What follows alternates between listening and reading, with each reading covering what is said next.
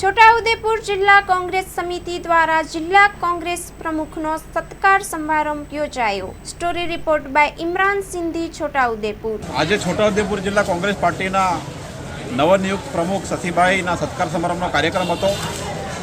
કોંગ્રેસના સૌ કાર્યકર દરેક તાલુકામાંથી અને સિનિયર નેતાઓ માનનીય સુખરામભાઈ, ભીખાભાઈ રબારી ઉપસ્થિત રહીને આ કાર્યક્રમમાં કાર્યકર્તાઓને ઉત્સાહિત કર્યા। કાર્યકર્તાઓએ શશીભાઈને કોંગ્રેસ પાર્ટીને મજબૂત બનાવવા માટે મહેનત કરવા માટે અને પૂરો સહકાર આપવા માટેની ખાતરી કરી। આજે છોટાઉદેપુર જિલ્લામાં જે હાલત છે લોકોની ભયંકર ખરાબ છે।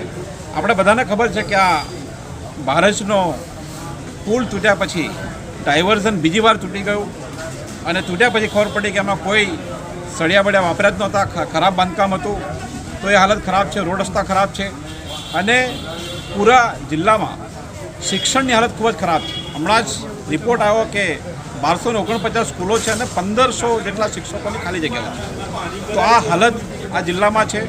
અહીં પહેલાં આપણે જાણીએ છીએ કે 25 કરોડનું કૌભાંડ થયું, નળ સે જલમાં પાણી નથી આવતું। આ બધા જ સવાલો જે છે એ કોંગ્રેસ પાર્ટીના કાર્યકર્તાઓ લોકો સુધી લઈ જશે અને જે પણ સવાલો છે એના માટે કોંગ્રેસ લડશે અને કોંગ્રેસની લડતને છોટાઉદેપુરના લોકો સહકાર આપશે અને આવતા દિવસોમાં તાલુકા જિલ્લા પંચાયત જે છે એ કોંગ્રેસ પાર્ટી જીતશે અને પંચાયતો બનાવશે।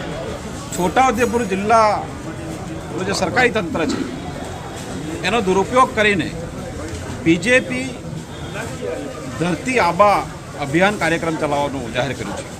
1 તારીખ, 7 તારીખ અને 9 તારીખ એ ગામડામાં જઈને અલગ અલગ પંચાયતના લોકોને ભેગા કરશે અને દાખલાઓ કાઢી આપશે। જાતિનો દાખલો, આવકનો દાખલો, સાતબારનો દાખલો, એ કાર્યક્રમ કરશે અને નામ બિરસા મુંડાના નામે કરશે।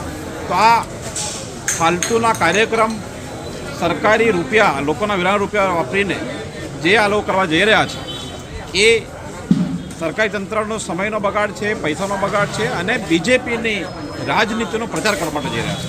કોંગ્રેસ પાર્ટી પેરેલલ આની સામે પત્રિકા આંદોલન કરશે અને જે પણ વાસ્તવિકતા છે એ લોકો સુધી પહોંચાડશે।